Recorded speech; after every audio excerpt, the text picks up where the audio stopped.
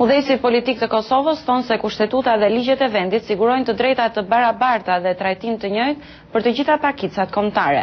Ata u janë përgjigjur kështu shqetësimeve të ngritura edhe nga organizata ndërkombëtare, sipas të cilave përfaqësuesit e pakicave kombëtare jo serbe në Kosovë janë në hijen e marrëdhënieve ndërmjet komunitetit shumicë shqiptar dhe atij pakic serb.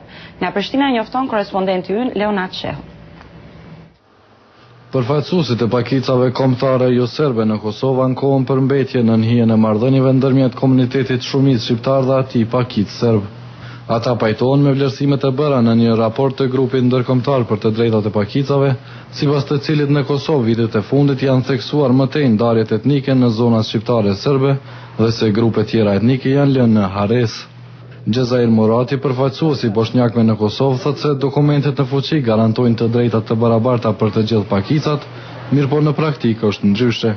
Veoma često i kosovske institucije ali posebno međunarodne institucije koje su prisutne u Prištini su u situaciji da... Shumë shpesh institucionet e Kosovës dhe posaçërisht ato ndërkombëtare të pranishme në Prishtinë kushtojnë shumë më shumë vëmendje pakicës serbe.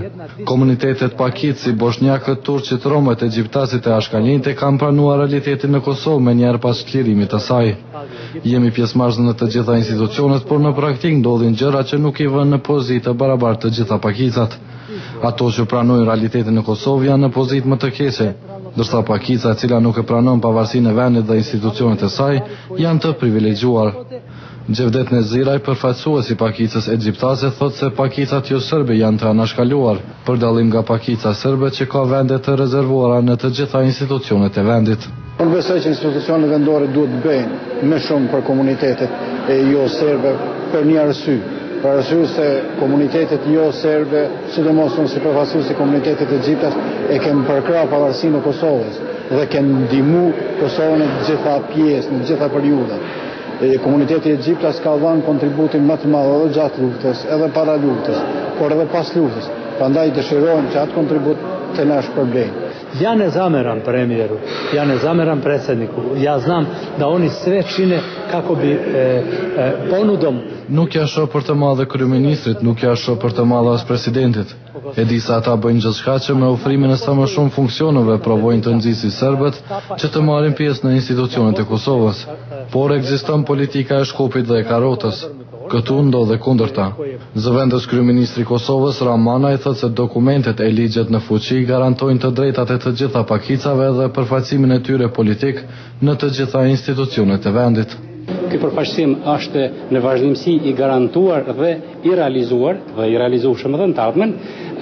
Nuk mund të komentoj ndjenjat individuale të individëve, por realisht nuk ka bazë reale për të ndjerë të këtillë të anashkaluar ose të diskriminuar.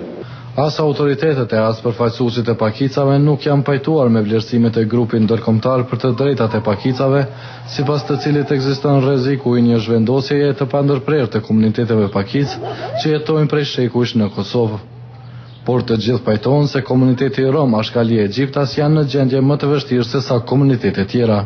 Një pjesë e tyre vazhdon të jetojë edhe në kampe të improvizuara dhe në mjedise të ndotura me mbetje industriale. Autoritetet janë zotuar se brenda pak muajsh do të zhbëjnë kampe të tilla. Për Zërin Amerikës, Leonat Shehu, Prishtinë.